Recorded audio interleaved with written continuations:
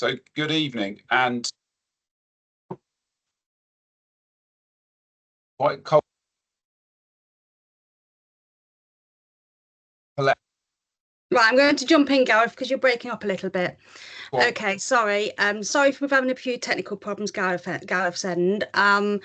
Obviously, these gremlins do like to test us sometimes, don't they, Gareth? So, good evening, everybody. So this evening we're talking to you about the employment law proposed changes. And if you've got any questions, you can put them in the chat or in the Q&A. We will answer what we can, but obviously bearing in mind that we don't have all the detail yet. What I would say is obviously you're here this evening with myself, Colette Osborne, from the Hair and Barber Council, and Gareth Penn, Registrar for the Hair and Barber Council.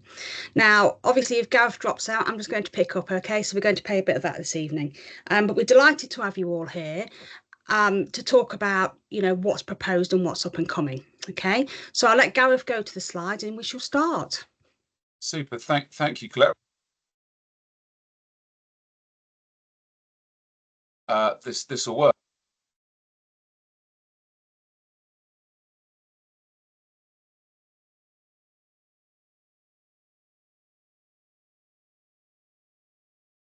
So we're then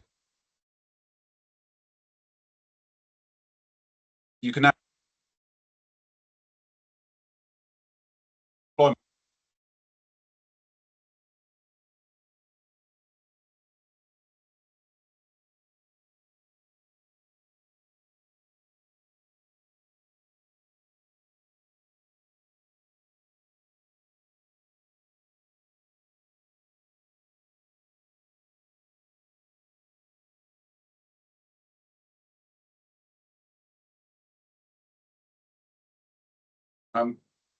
Super No. sorry.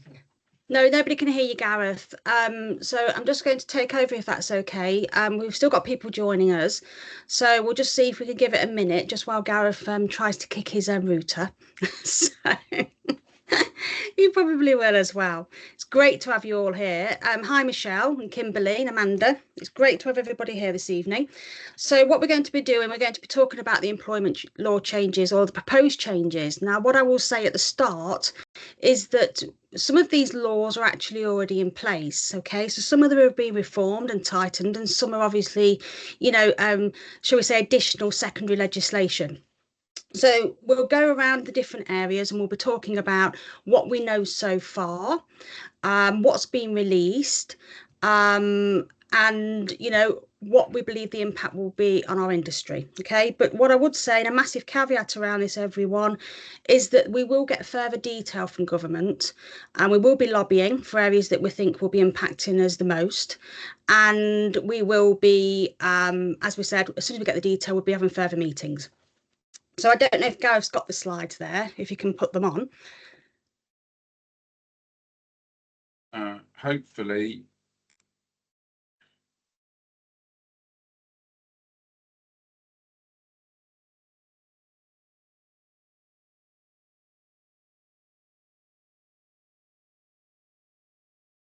Okay, so just as we were saying, these are proposed changes and there are consultations that will be going on over a period of time with full implementation. So we believe they're heading for 2026. Now, I say that, but some of these are already in place. That's why it's really important that you're on here this evening and you know what it's going to mean. So the objectives of this evening are to inform you of the proposed changes, and when we know that there's already a law in place and it's a reform, we will tell you that, okay, because some of them already impact us already, you just might not be aware of them. So we want to inform you of all the changes and identify how this may impact your business. And obviously, you can ask questions, you can come back to us, and these slides will be made available for you. And then we'll discuss and share ways to try and mitigate these changes if we possibly can. And we'll be looking at ways all the time to discuss this with government so that we can make this easier, shall we say, on our industry, because this is a huge amount of changes. There are 28 reform changes. What that means is the legislation's already in place and they're just basically tidying it up. So a bit of a balayage refresh, if you like. Then there's the additional laws that are coming in, some of which are already in place or under different statute, but they're kind of pulling them out and giving them their own act. So let's kick off and see the first area, shall we, Gareth? Yes. So go on, Gareth, you go. Better. No. No. Okay. So statutory sick pay. You all know it as SSP. It's something that obviously, most of you will pay as employers when people are off sick. And it looks like there's a removal of the limitations on this. Now, what that means is currently, people who earn the lower earning limit's £123 a week. Okay, so this is number one. So if somebody earns £123 a week, they're entitled to SSP, okay, statutory sick pay. They're on about removing that lower limit, so everybody's entitled to it. And they're actually saying that they're looking at so and so it's from a day one right. Now, what that means is normally at the moment, somebody will call in sick, and just from a kind of payroll point of view and a salon owner point of view, if you like, or employer point of view, usually somebody would have waiting days. So there's 3 waiting days normally. Now they're on about actually removing that as well, so it's from day one. Now, obviously, this isn't in immediately, okay? Will it be announced later on this year? We don't know. But what we do know is what they're looking at for sick pay, okay? As you will probably know, sick pay is not reclaimable, okay, for anybody else on pay as you earn. And obviously, we'll know more changes on that from the budget. Okay, so hopefully we can get Gav to press the next slide. What we're going to be lobbying with government is, and this is where we're going to need your support. As you all know, employees will get what's called the employer allowance. Okay, really important. You have to claim for that every year. Okay, it's not an automatic right. Your payroll software usually does this for you, or you go onto your government gateway and actually claim for it there. Now, what we're going to be asking for, because of all these changes that are actually coming in, we're going to be lobbying government to actually increase the employer's allowance from £5,000 upwards. Now, obviously, we haven't had our budget yet. That's due October 30th. So obviously, we're not aware if government intend to make any changes there, but this is something we're going to be doing for you. Okay, so really important that you, when we send out anything and we ask for any kind of any information or surveys, that you reply to us. And yeah, this is a deduction on your pay as you earn after the start of April. Okay, so we anticipate this coming in April next year, but depending what's in the budget. Okay, so that's your SSP. So not massive tweaks there, but tweaks nonetheless. Then we have, obviously, fathers will be eligible from day one of employment instead of 26 weeks. So this is your paternity and maternity pay. Okay, there's been a lot of changes here. But tend to be around, the kind of redundancy and unfair dismissal and things like that. But we'll come to that later. But for the benefit of anybody out there who has fathers, they're eligible from day one of employment instead of 26 weeks to claim paternity pay. So that's a massive change again, isn't it? And the reason why we need to be lobbying for the, for the employers' allowance to try and get that increased somehow, because this is a hit on micro employers. Hopefully this will work and you can hear me. But we can. Yeah, just to remind everybody that your statutory payments, as Colette says, come out of your employment allowance, with the exception of maternity and paternity pay. Now, most employers reclaim 90% of this, and your payroll software does that for you. So your accountant can advise you. But, these changes that have been proposed today,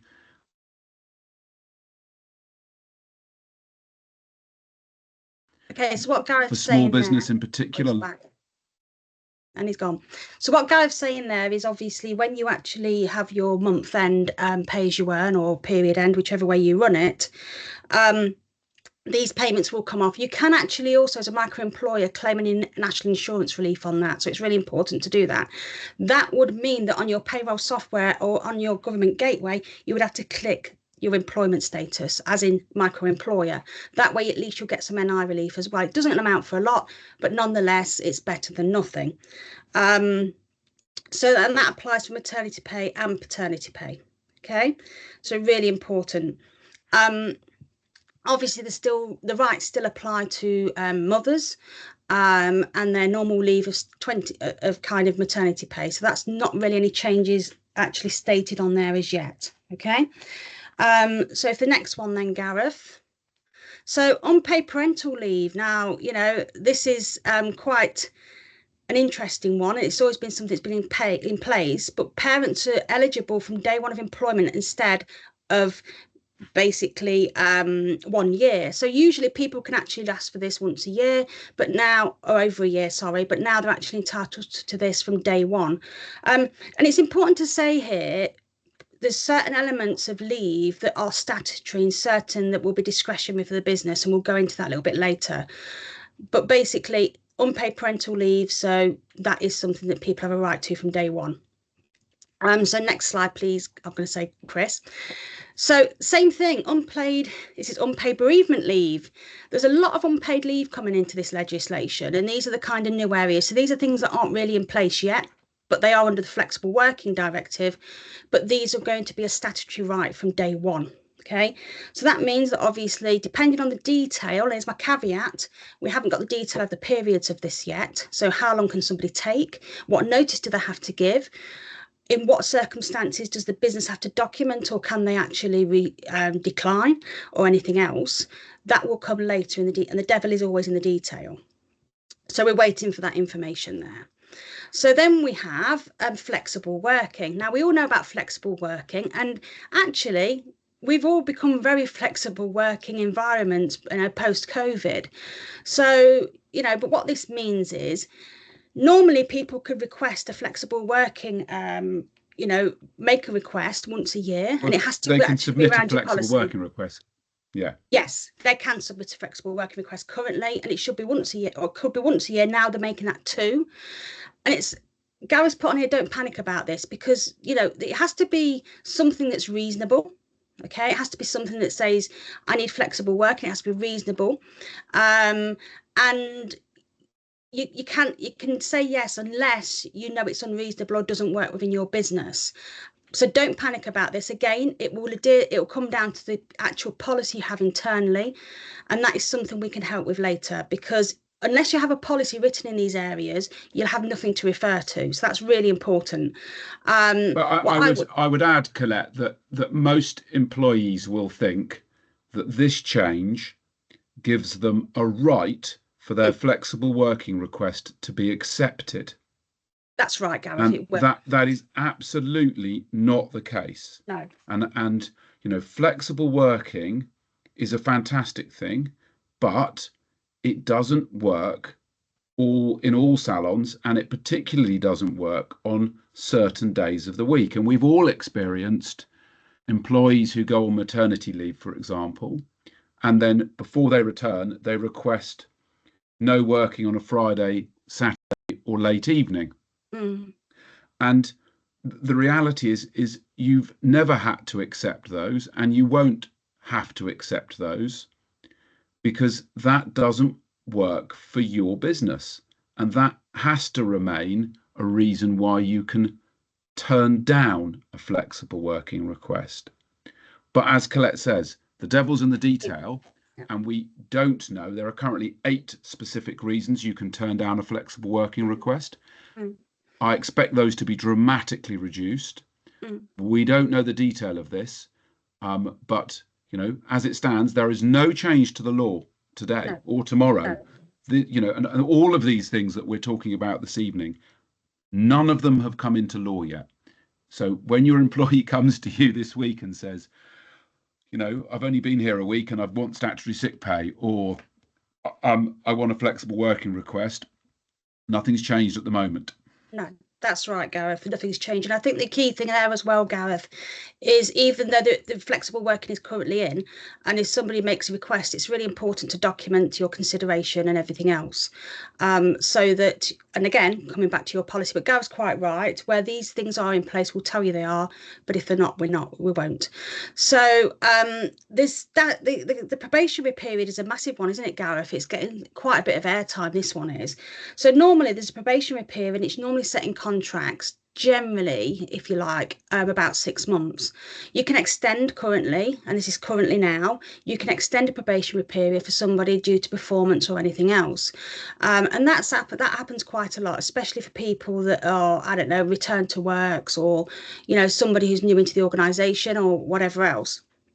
But there's going to be a consultation on this because they're looking to put in some statute around this. So I'd imagine they're going to take that flexibility away, and they will make it that you can't extend or whatever else. Don't quote me on that. But again, the devil is in the detail here, and we don't have that detail yet because it has to go through the consultation process first.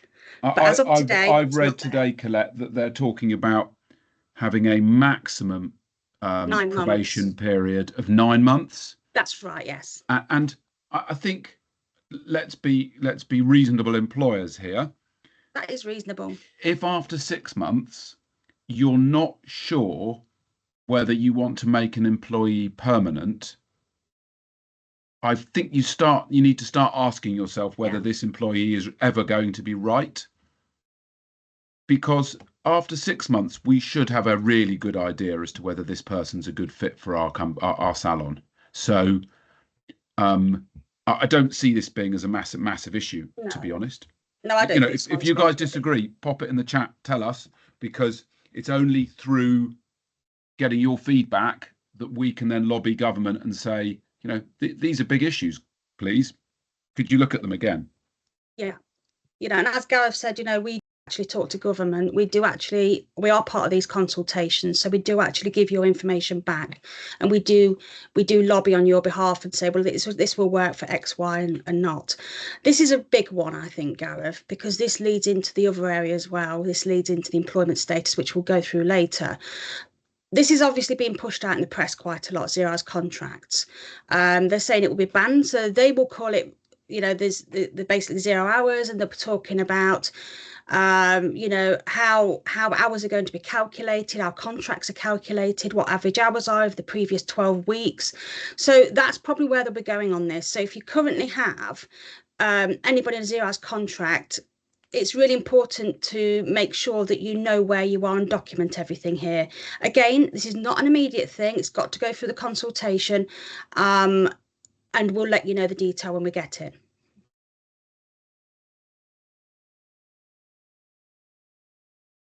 So that's that one, isn't it, Gareth? But it's, again, you'll hear a lot of that in the press. You'll hear a lot about 0 hours contracts in the press. And,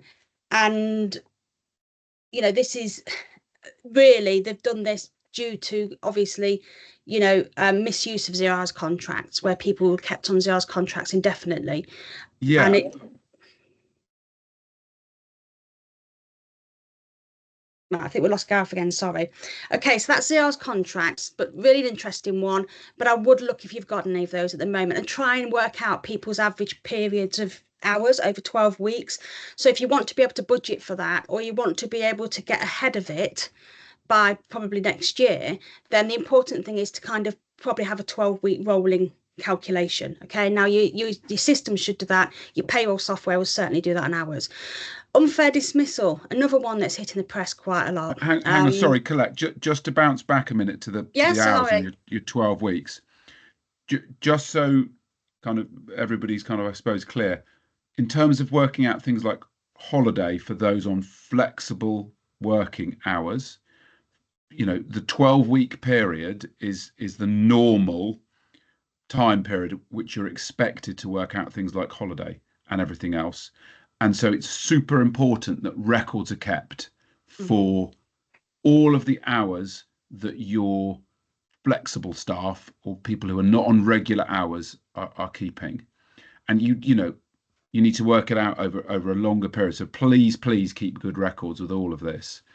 And I would extend that to all of the conversations that you will be having with your staff around performance, whether that's in probation or whether that's outside of a probationary period.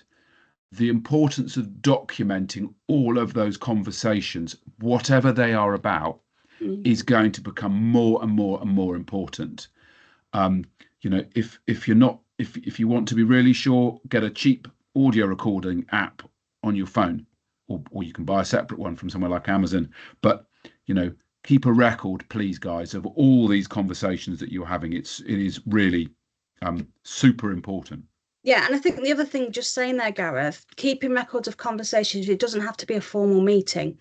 I think the best thing to do in these situations, like Gareth said, is always keep a record of everything. You may have an informal conversation with somebody, but if you document that, then at least you've got a record of it. It's just best practice. Some people have a big desk diary, and if you have a conversation with an employee, they just pop it in there. They use a recorder. You can use a voice recorder on your phone and pop it into your notes. But really important to log what the conversation was, who was it with, and when it was. And that way, at least you've got an audit trail, because you don't want somebody to come back at a later date and claim that something was agreed that wasn't. So basically, coming back to the slides, so we've got unfair dismissal. Gareth, we're just going to go over that. Yeah. So just kind of, where we are now, which is the important bit. Currently, if you've got a new employee, they can't claim that you dismiss them unfairly for the first 12 months, first 2 years of their employment. Now, what this means in practice is that you are able to dismiss somebody within the first 2 years very, very easily, because you don't and haven't needed to worry about following the process, if we're being quite honest, following the process to the letter of the law. Now, that's been very beneficial to salons, because it means that you can take a bit of a risk and take somebody on knowing that it's relatively straightforward for them to leave. And so, Colette, sorry, do you want to just kind of pick up with sort of back to you with where we're going? Yeah, I'm just going to answer this question, if I may, Gareth. So somebody's just put, Tanya's just put, hi Tanya, I thought holiday pay was calculated a 12 months period. Right, this depends. We're talking about flexible working here over the 12 weeks. So this is where somebody doesn't work a normal set hours every week, okay? So if they don't work 37.5 hours a week and they work average different days, different hours, then that will be calculated over a 12-week past period, okay, for you to get your average. A quick ready reckoner for everybody who wants to know how to work out holiday pay without going to actually check it, is to actually do the days worked times 5.6, which will give you your days holiday per annum, okay, including bank holidays. Okay, so this one is just about flexible hours, Tanya. Okay, so coming back to unfair dismissal then, so like you said, Gareth, this is quite right what you were just saying about unfair dismissal, and the key thing is here as well is to check your contracts, because you will have, and we've got to see how this is going to work with short time working regulation. So this is where you're kind of anything within your contracts. And I think, as Gareth said at the start, this will require contracts to be rewritten. Okay, really important. Just so you know, from the unfair dismissal point of view, they're looking at obviously the 9 months. And they're obviously looking at different things with regards to making sure that all your documentation is done, all your, shall we say, your reviews, your performance reviews, and everything like that. Okay, so really important. So the info we've got so far about this change is that although you will be an employee could claim unfair dismissal from day one, you can still dismiss them very easily within the first 9 months, but the absolute key is that they must now receive written reasons for their dismissal. And that's a change, because currently you could just say to someone you're sacked and there's nothing they could do. So you can rely on short service basically within 2 years. It's in your contract.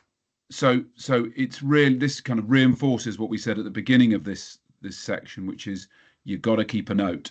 So you've got to be able to justify fairly why you dismissed someone. And the reality is we should be doing that now. We shouldn't be doing hire and fire. We should be, being honest and upfront with people. And if, they're not a good fit for performance, or they're not the right sort of personality for our business, then we should be dealing with that work. It shouldn't be new news when they get sacked. There should be a process that you go through with performance management so that they've got an opportunity to correct the problems that you've seen. That's being a good employer, and I know all you guys are. That's not going to change. No, that's not going to change. And obviously, like you just said, Gareth, it's really important to follow the due process, because, and if anyone's unclear of that, then let us know and we can get that out to you. So like Gareth said, performance reviews, making sure that if somebody is actually, you've got an issue with them for a particular reason, underperformance or particular, issues, then it's important to document them and give them a right to actually correct the actual behaviour or retraining. This one's really important, Gareth, really important. I think this one really impacts our sector. Now, what I'm going to say is this legislation's already some of this is already in place, and it has been for some time. Sorry, just a question from Tanya. This might be a thick question. No, Tanya, nothing's thick in employment law. Believe me, it's a nightmare. But is it deemed as an email form deemed as written? Yes, it can be an email. An email is okay. What I would say is, if you do happen to have a conversation, but just make sure that you're actually following due process. Don't get somebody in a formal meeting without any notice. And if you do have any conversation that's formal, always follow that up as well, okay? And make sure you follow the due process by invitation, right to be accompanied, and just follow the due process for normal disciplinary procedures. But equally, you also must make sure that you follow the disciplinary procedures within your contract of employment, okay? And if you don't, then it falls to statutory and it falls to contacting ACAS, etc. So Tanya, just to reinforce, I used to say there was no such thing as a stupid question, and that absolutely wasn't. And the reason I used to say there was no such thing as a stupid question is then I had children, and I've now realised that there is such a thing as a stupid question. But as Colette says, absolutely not with this employment law area. I think the key thing here is that a lot of this information is new and is going to change. I think we are all going to have to update our employment contracts to reflect the changes as they come in, and I really do advise that those changes are made by a lawyer. Yeah, because although it does hurt to have to pay up front for these changes, the small amount that it would cost is nothing compared to the stress and the potential cost of doing these things badly or just plain wrong. And so, as I say, please do use a lawyer. It doesn't need to be a specialist firm. It could be a local set of lawyers who can advise you on employment matters. If you're not sure, we've got some guys that we really work with well, RLK, that we would recommend. They now have an employment law practice as part of their firm, and so please do reach out to us to introduce ask for an introduction. Tony's asked a question: if by email you should insist on confirmation, but if you don't get a receipt, but they might not give you confirmation. If possible, Tony. I mean, I think in the world we're now in almost all cases, sending an email is considered just the same as sending a fax, if we can remember that. That really dates me, doesn't it? I can remember the fax. Yes, I can remember the 5. Oh no, I'm not going to go that 5 1/4 disc, Gareth. Let's not go there. And teletext. Yes, I can remember that. But email, almost always now email is fine. Yeah. However, what I would say is text message or WhatsApp is not okay. No, absolutely not. That is not an acceptable means. Tony can remember telegrams. Crikey, Tony. Gosh, wow. Telegram's fine. Yeah, we could imagine dismissing somebody by a telegram. What about you are fired. My Stop. pigeon. Anyway, coming back to contracts, Gareth, if I may for a second, you're quite right there, Tony, so thank you for that. Coming back to contracts, I think there's something that's really important here.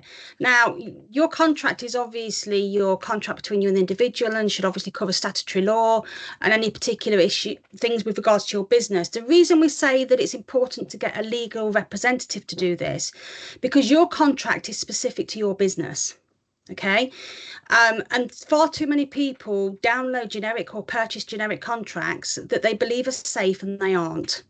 Secondly, accompanying your contract, which is, if you like, your rules and policies, should be your company handbook, because you can change and amend and revise your company handbook without reissuing a contract. So what that means is, if you want people to, you know, come in and wear their, I don't know, a badge on their left lapel, or you want them to arrive 20 minutes before, or there's certain conditions around where you are, then that could be written into your handbook. And these are really important because these are the rules that you will actually use in order to actually pull somebody up should you need to dismiss them. And it's your Bible. The next thing is as well, the reason it's important. Colette, just picking up on that, really, your company handbook is the way in which we formally run the salon. Yes. You know, it has all the, as you say, things from opening hours to dress expectations to how you deal with things like dismissing somebody. Yeah, the whole thing. And so again, they're long, they are quite long documents. They're not something that we just kind of tap out ourselves. Definitely speak to a specialist. Sorry, back to you. No. Yeah, so really important what Gav just said, just to elaborate on that a little bit more. So in my company handbooks, for instance, I've got a computer policy, I've got a social media policy, we've got a safeguarding policy, we've got a right to search policy. So we have absolutely everything in there that actually deals with it. And also, like Tony just said, it's not just about you, it's about how they actually raise a grievance. And if you ever have to rely on this, and you ever found yourself in that situation, you will be asked to provide your policies and your contracts. Okay, so really important. Again, I think it's really important not to just download these, because you have to make them specific to your business. Okay, it's not a one size fits all. And I think we all get, a lot of people in our industry get trapped into the generic, you know, just purchase a contract offline or cut and paste it. But you've got to tailor it to you. So let's come back to this issue now on the one on self-employed, because this is really important for our sector. Okay, really important. Now, this is already in place. Okay, so what we have here, and this is going to be tightened to the point where it's quite difficult. Okay, and this is not me trying to be negative, by the way. I can only work on facts. So currently, I'm not sure if you're all aware, but it's down to the engager. So I'm going to use some terms here. So whenever you hear the word engager, that's the business owner. So if I was a salon owner, which I am actually, so let's just get back in the real world, Colette. I'm a salon owner. Gareth's going to come into my business, okay? And I'm going to engage Gareth to actually work in my building, if you like. It's up to me as the business owner to determine what Gareth's employment status is. Now, you'll hear people say, well, that's actually not how it works. They just tell me that they're self-employed or they're employed or whatever else. The law changed in the middle of, well, actually at the beginning of COVID. Okay, April the 6th, 2020, new legislation came in that put the onus on the salon owner. This is why it's really important. Now, currently in law, okay, this is where it gets a bit technical, so I'm going to try and not be too technical. Currently in law, there are three areas of employment, well, three statuses. There is employed, which is your traditional pay-as-you-earn person. Then there's a worker status, and they're often referred to as a worker or a Limb B worker. Forget the Limb B, I don't know where that came from. But basically, that's how they refer to them. And that's where the grey areas are. So what you tend to have is a worker has got quite a few rights, okay? Same as an employee. So they have a right to holiday pay. They have, you know, certain rights, but not as many as an employee, okay? So because this is a grey area, they're looking at changing that. Then you have a self-employed person. Now, most business owners, whether you're a business owner, a freelancer, mobile, a salon owner, you will be self-employed. Even if you're a director, you'll have a self-assessment, so you'll have an element of taxation there. Now, with regards to these three statuses, they're looking to actually move the worker and employee together. So you are in terms the same then as a tax office. You're either employed or self-employed, no in between. Now, this is already in place for you to determine. This is not a new thing. Okay, so the employment status test, as you will hear referred to, and we did a questionnaire quite a while ago on this to help people determine that. Now, people will say, well, actually, it's not clear cut. It's not that simple. It's not actually. But what we do have now is we do have cases in our industry which has determined how that works. So when will this come in? It's going for a consultation. It went through a consultation in 2022, which we replied to. Okay. And you know, it's under significant scrutiny at the moment. So we're not sure when they'll actually combine those two and everybody will be a worker, or how it will work. But what we do know now, currently in law now, it is up to the salon owner, business owner, engager to actually determine the person who's sitting in front of them who's going to work in their premises, okay, or with them or for them, whichever way. The next thing is on this, and I think this is a really important one because I see this happening in our industry a lot, and we get a lot of questions on this. It is absolutely categorically, you cannot change people from employed to self-employed. Okay. Now, when I say this, and there's criteria around this, there was something that was put in. You're not as old as me, probably, but if you remember years ago, anybody out there, the old miners' strikes and things like that. And there's something called TUPE, okay, which is the fire and rehire that you'll hear referred to in the media. And what TUPE is, it's a transfer of undertakings to protect employment. Thank you, Pat. I'm glad I'm not the only person here, my darling. I can remember the miners' strike. Can you? Yeah. Oh, well, my grandfather was on the picket line. Oh, some of my family were. Yeah, they're all up there. Yeah. Honestly, well, there you go. Okay, bag of chips on the picket line was great. I'm not joking. So anyway, so what I'm getting at is, so coming back to that. So there was laws put in place. So if you sell a business, then the employees have to go with it. It's cheaper to protect their employment. With regards to fire and rehire, and this came back from P&O and all the bad press around that. And actually, the way it's being misused, and this is why the government are actually tightening it up even further. There's a belief in our industry that you can have employed on a Friday and change them to self-employed on a Monday. Absolutely not. Absolutely not. I mean, let's just kind of reinforce that. You can't make somebody self-employed because that the circumstances of the engagement haven't really changed. You're still telling them what to do, where to be, when to come, what to wear, what to charge, all of the things you're basically controlling. And one of the reasons why these changes are coming in at the same time as the other things we've discussed this evening is because it's going to be very tempting with all of this extra burden on an employer to simply say, okay, I'm going to make my employed staff self-employed as a result of these changes. And I'm sure Colette would join me in this, is that I wouldn't advise doing that for this reason, because self-employed status is fine, it's legitimate, it's a fantastic option, but it must be done properly. Absolutely. And the risk our whole industry is running at the moment is that lots of people are self-employed incorrectly, and a huge amount of that risk rests with the salon employer, what used to be the employer, the engager, the salon owner. Yeah. And the other thing, go on, Gareth, sorry. No, go on, go. I was just going to say the other thing on that as well, Gareth, what really concerns me, and I have had calls on this, is that if HMRC were to look at any business, which they will be, because this is the whole point of all these changes, they were looking at every business, specifically in the service sector, not just ours.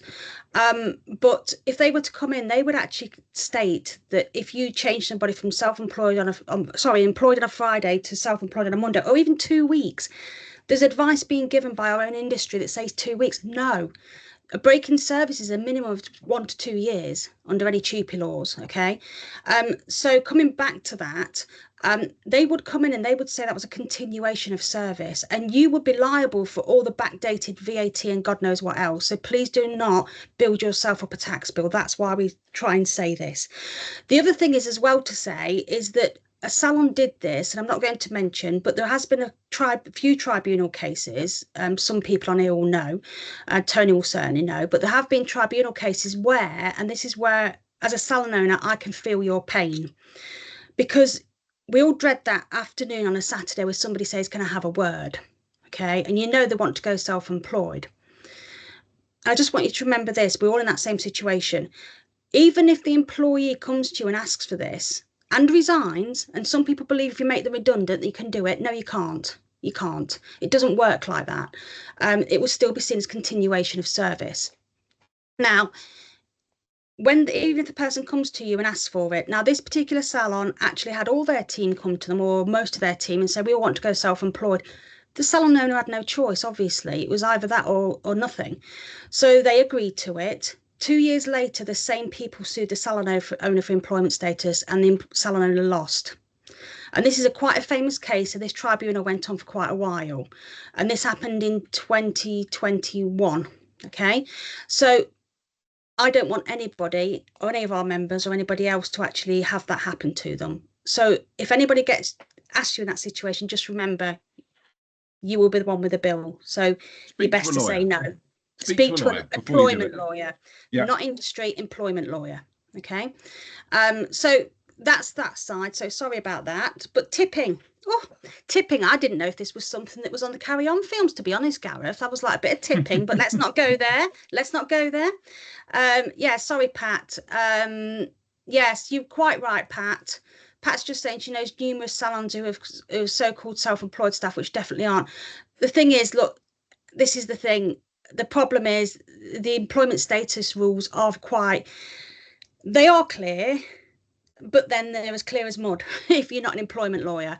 So just like I wouldn't expect an employment lawyer to be able to knock out a concave bob or do a nice, balayage or anything, I'm not going to. Or in fact, anything. Anything, Gareth. With our friends excluded, but we will have that challenge one day where we get a lawyer on and say, right, you talk to us about employment law while you cut this hair, and it will be on a doll's head, Gareth, because it's not going to be mine.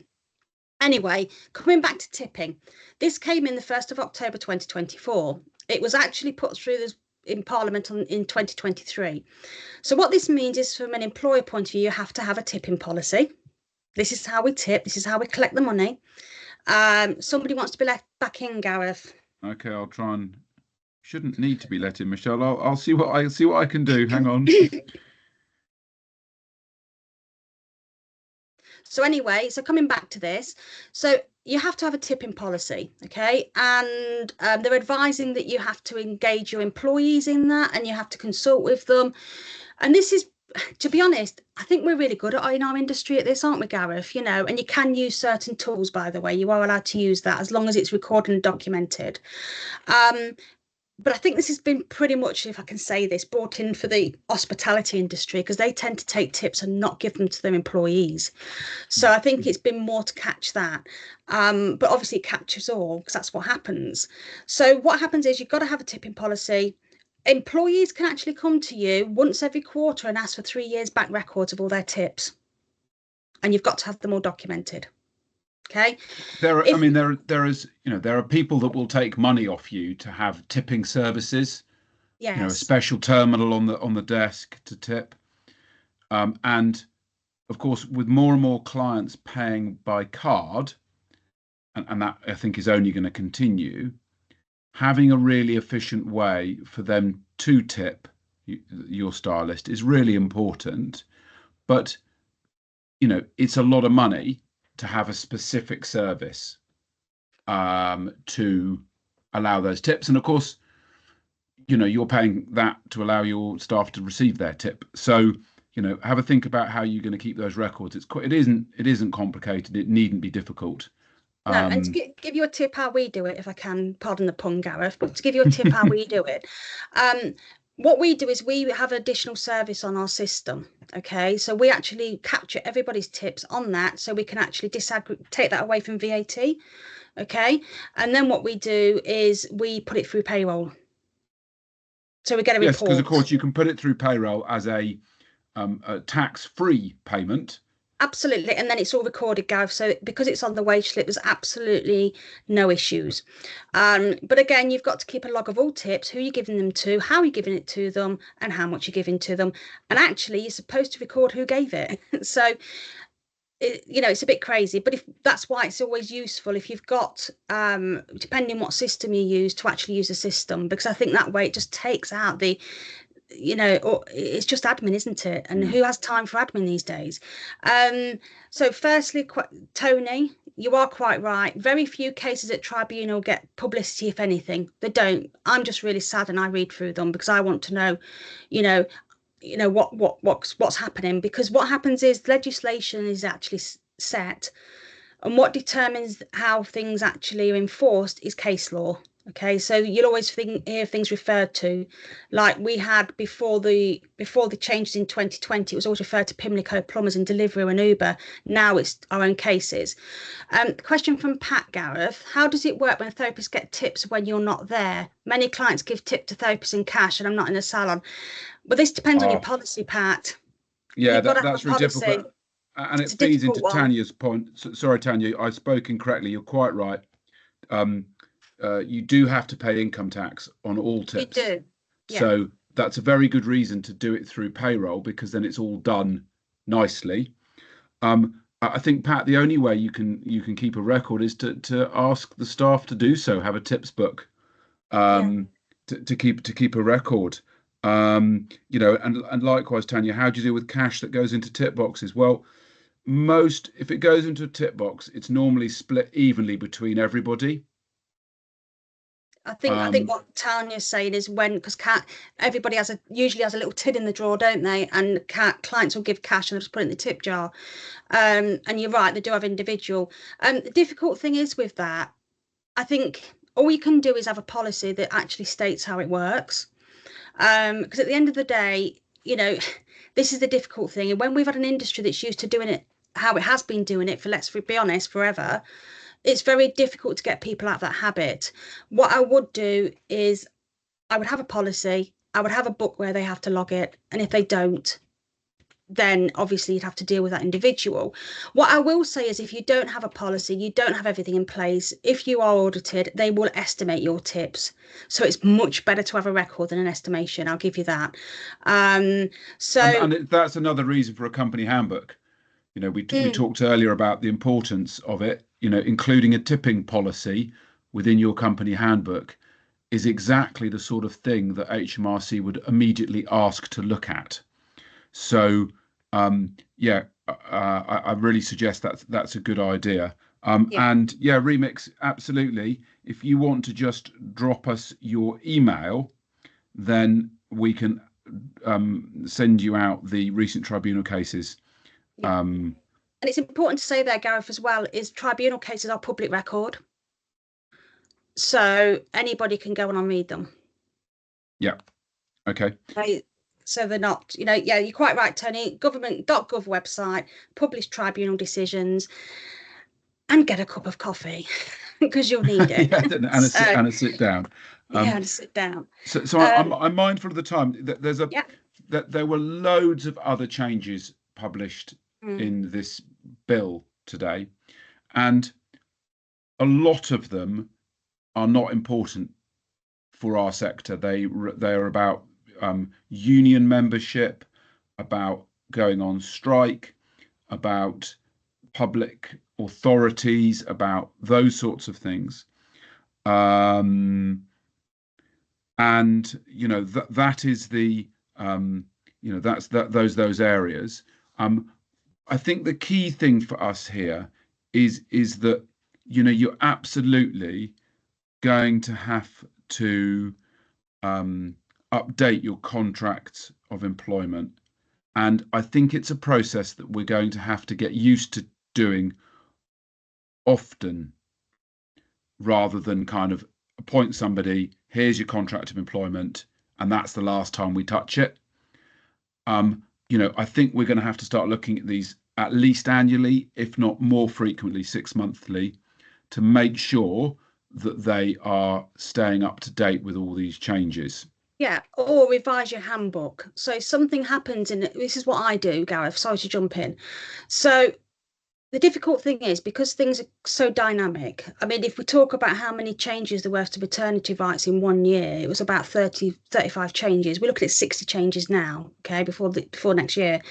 So what I normally do is, if I see something that comes on, which in a tribunal, which says this particular thing happened, okay, and it could be something as simple as something to do with GDPR, something to do with you know, I don't know, particular insurance issues, I will revise my handbook and my policy, because my contract's my statutory element. My handbook is my Bible. And like Gareth said, it's how you practice and run your business. So you can make tweaks to that and make it policy and just send out a memo saying, right, update to handbook. I use a software program. So we actually send out all of our health and safety training on that, and all of our contracts and any updates. It's just a case of, I hate to say this, Gareth, but it is a case of covering your backside. Yeah. And that's all it is, because the other changes that are coming, which Gareth just alluded to, are tribunal cases. So normally when somebody leaves a job, they've got 3 months to actually decide whether they believe they've had been wrongly done to. They're extending that to 6. And, you know, there's also kind of very, very specific rights to mothers returning from maternity leave. So they've got automatic right against redundancy and everything else for 6 months. You know, right to first dibs at any jobs. There's all kinds of stuff around it, but again, devil in the detail. Okay. So there's those kind of updates on there. So the key things are, for our industry, I believe, Gareth, our employment status are really important because it's already in. So things that are already in now, employment status already in. Obviously, things that are already in that will be tweaked. Unfair dismissal, 2 years already in, will be tweaked, will be brought down. Then we've got obviously the new legislation with tipping. We have, I keep saying that and I keep thinking of something else. It's really bad. So we've got the new legislation with tips. We have the fire and rehire. Don't forget, that's currently already in place. And some people are catching bills from 2 or 3 years ago because they changed it. So I think the biggest thing I would say, Gareth, if you want to get any advice, it's an employment lawyer direct. Not anything else, direct. I would agree. It's becoming so complex, and the And penalties. not your accountant. Yeah. So what I'm hoping, just we've got sort of 5-7 minutes left. I'm hoping that I can get a bit of feedback from you guys, because we need to go to government, and the Hairdressing Council do that. We speak to all of the different organisations, you know, like the freelance hairdressers. I know Sheila, welcome. I know you're on the call, and we talk to all the other organisations. As we did with the Low Pay Commission recently, Gareth. So. Yeah, exactly, as we did with the national minimum wage, to provide some clarity there, and to make sure that we're lobbying government on behalf of our sector. And so I would really like your feedback as to whether you feel, particularly around a couple of specific changes. So one of them is the change to unfair dismissal. So this is where, if I just whiz back through the slides, we should hope. Can I just answer a question on here, Gareth? Yeah, go. Not that long, because if there's a conversation going on about tips, look, guys, the thing is, you have to have your policy. So whether you're there or not, people you employ should be adhering to the company policy, and I think that's the thing you would have to prove in an audit from HMRC, or should that employee, because people always think, and I hate to say this, but people always go, well, actually, we're best mates. Yeah, I know people who are best mates with the wives or the husbands and they're divorced. So I hate to say that, but I think it's really important to have your policy, have your processes in place. Another good tip when you have a policy as well is get people to sign off that they've read it, so then they've got no comeback. There you go. Sorry. Okay, thank you. So thank you, Colette. So specifically with this unfair dismissal, I think the area that of all these changes that I'm most concerned about for salons is around the changes to be able to dismiss somebody easily. So currently you can do so within 2 years and they can't make an unfair dismissal claim, and that's going to come right down. Is that an area that you guys would like us to be lobbying on, or are there other areas within these changes that you think are more important to more important for us to be lobbying on? And I think that's the key here. So which areas is it that you are most important to your business? Somebody just asked a question as well, Gareth. Yeah. Michelle, hi Michelle. If a learner has completed their level 2 program and you decide not to continue with their employment and their contract, you can release them after they've completed. Has this changed? Currently, as of today, Michelle, it's not changed. But again, I would absolutely ensure that, because obviously apprenticeships come under certain levels of protection, and you can guarantee that with apprentices, the parents will usually get involved. So I think it's really important to make sure they follow due process. So it's no good doing, they get to 2 weeks before and you say, well, actually, no, we're terminating, we're not going forward. If you haven't had any issues previously and you haven't actually documented any performance reviews or given them a capability test or anything else and documented any performance standards you wish to raise, I think that's really important, because you'll just find yourselves in hot water, because, as I say, apprentices are a little bit different. Not sure what AM's saying there, so I'm just going to disregard so AM, that. I mean, I think, because everybody can see that, AM, I think you've entirely, I'm afraid, misunderstood what we're trying to do this evening. What we're trying to do is inform you guys of these changes. Absolutely, we are not trying to find a way for salons or employers to dodge or avoid their legal responsibilities. That is not our purpose. Our purpose is to inform you. If you want further advice about how you implement these changes, please do as we've said, which is to speak to a lawyer, because they are the right people. And Tony, I agree. We do need more media coverage. Our sector needs respect.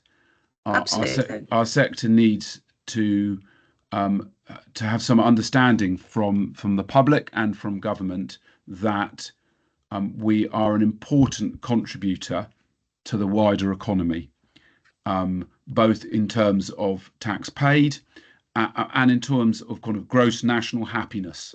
Because if you don't have a hairdresser, what do you have? To be quite honest. And the other thing to say, Gareth, on that is that the reason the hospitality, I do have contact with them, and as a licensee myself, I do know that they're regulated. So the reason they get all the actual media coverage is because we're regulated, because nobody can ignore a regulator. Yeah, absolutely. So I think because we're just running out of time, and it's no, we're not responsible, Tanya, for taxing it. Okay, we're not responsible for that. We're responsible for recording it. So a lot of this stuff is subject to change, because there is, in some of these areas, they've already said 2 years of consultation. And so we will keep you guys updated with the changes as they're announced and how we think that is going to impact our sector, because, as I said, quite a few of these changes they're announcing don't impact us. Yeah. I think the big one that I think we probably need to cover again from the conversations here is around tipping. Yeah. Because I think tipping is obviously an area which we need to provide a little bit of clarity on. And so I'm going to go out after this. I'm going to find an accountant that we work really well with, and I'm going to get them to come and really clear up exactly what the situation is with tipping, because I think that's really important. Yeah, I mean, on the tipping side, Gareth, I mean, just because I am, again, we are here to inform you what the legislation states. Okay, we're not here to tell you how to interpret it. There's no way out of it. With regards to tipping, as I said, we'll give some guidelines and we'll send it on email with regards to, you know, what's required. You know, I've read through all the legislation documents, and it is required that you must have a tipping policy. You must record all tips, who they've been given to, what day they've been given, and by what method. Okay, so there's clear criteria that you have to satisfy. It's not up to you to actually be that person's accountant or tax. If they're an employee, I would suggest that you use the payroll system, because that way it's all auditable, it's all traceable. And should you have any issues with regards to you know, HMRC or anything, at least you've got everything documented. Yeah, absolutely. The tipping is not the employer. Yeah, it basically the tips belong to the employee. It's their right, and legislation's been put in place to make sure they get that. So, as I said, if you want a copy, because we've just run out of time, guys, I'm very mindful of everybody's evening. So, if you want a copy of the slides, pop your email in the email address in the chat. Now, if you want to pick up any of these issues with us, please reach out to either Colette or I through either Good Salon Guide, Hair Council, or SOU. All of our contact details are all across those 3 platforms, and you know, we're really willing and very open to having and continue these conversations, because if these issues are important to you, they are important to our sector, and we need to you know, we need to raise that with government. Yeah, I think sorry, Gav, I was going to say, Michelle's just made a statement, and I agree with you, Michelle. The thing is, you know, these changes have been, the bill's gone through and released into Parliament and gone through its second reading. We can only tell you what we currently know. So where there's areas that aren't as clear as they could be, that's what we'll be doing. We'll be giving you that detail as soon as we see it's clearly done. And we will be on here with employment lawyers and everything else. So, you know, where something isn't clear, we will get clarity. As we did with the Low Pay Commission, you know, we had information going out that wasn't correct, and we actually got a meeting and corrected it for you. That's what we do. We can only give you the facts. So if we can't give you all the facts, we're not going to make them up. I think that's right, because we've got no commercial gain here. No. That's the important bit, I think. We're not trying to sell anything. No. We're just trying to do the best for our industry. So thank you, Colette, very much. Thank you. I think he's gone again. The camera, if I'm back. Yeah, you're back. Yeah, I think it's clearly the camera. It doesn't like looking at me. You know, we will put this online, so you know, it will be on all 3 of those sites I've mentioned. Please, if you want a recording, please share it, and we'll also share details of the next webinars on tipping and other topics. But thanks for your time, guys. Thank you very much. Just to say, Gareth, as well, if anybody is concerned, immediately reach out to us. Yeah, good point. Yeah. Thank you very much, Gareth. Thank you, right, everybody. Thanks, guys. Have a nice rest of your evening. All right. Bye-bye. Bye.